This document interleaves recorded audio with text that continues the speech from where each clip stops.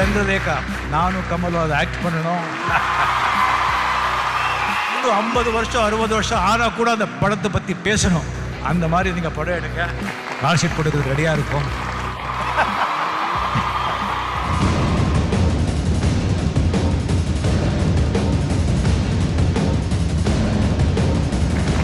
தன்னால இந்த மக்களை என்டர்டெயின் பண்ண முடியும்னு நினைச்சாரு. அது அவருடைய தன்னம்பிக்கை, விடாமுயற்சி, உழைப்பு, நேர்மை, திறமை, இது எல்லாத்தையும் தாண்டி எச்சச்ச கச்சச்ச கச்சச்சா